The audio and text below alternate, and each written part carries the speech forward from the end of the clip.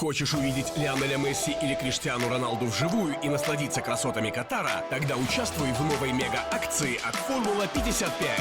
Формула 55 разыгрывает 3 путевки на матч чемпионата мира 2022 в Катаре. Розыгрыш проходит с 1 октября по 9 ноября 2022 года. Только на сайте formula55.tj. Участником акции может стать каждый. Подробную информацию об акции можно узнать на сайте formula55.tj или по короткому номеру 5500. Катар ждет тебя. Samuel Mahmatbekov, Tacikistan. Birinci noktamıyla galip geldi. Bu yüzdekiler İmam Dembele, Türkiye. Birinci noktamıya devlet oldu. Üçüncü noktamda ikinci mahalle. Avuzdakiler Alexander Gavler, Büyük Britanya.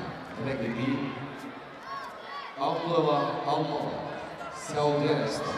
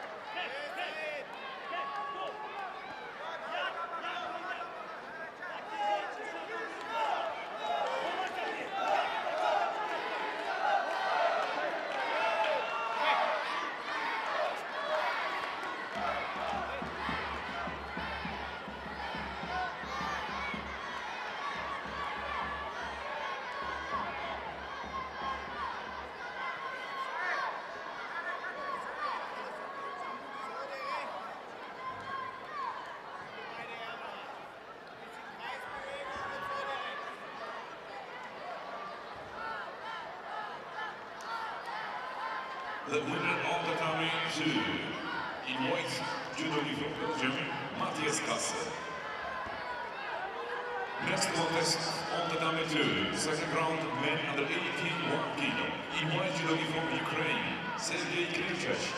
In blue from Moldova, Katalin Marian.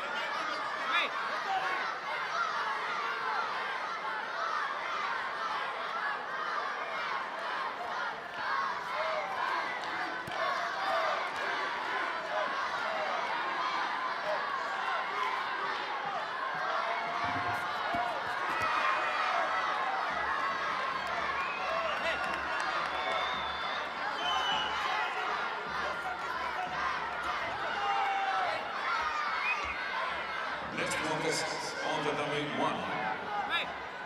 Second round, main interest is 3 kg in white. From Spain, Salvador Casas Roca. In blue from Uzbekistan, Shahram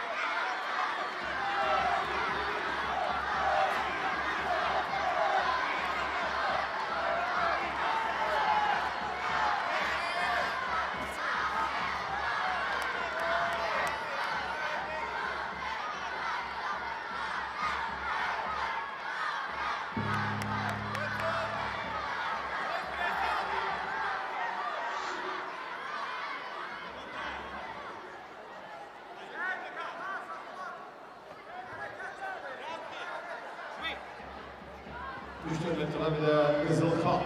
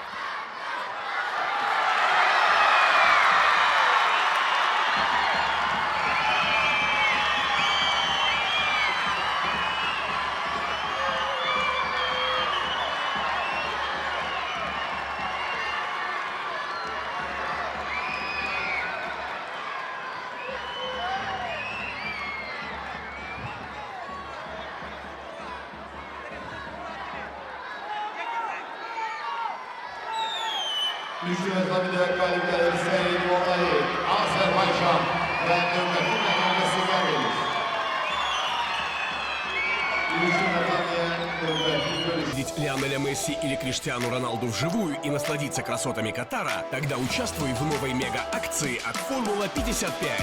Формула 55 разыгрывает 3 путевки на матч чемпионата мира 2022 в Катаре. Розыгрыш проходит с 1 октября по 9 ноября 2022 года только на сайте formula55.tj. Участником акции может стать каждый. Подробную информацию об акции можно узнать на сайте formula55.tj или по короткому номеру 5500. Катар ждет тебя.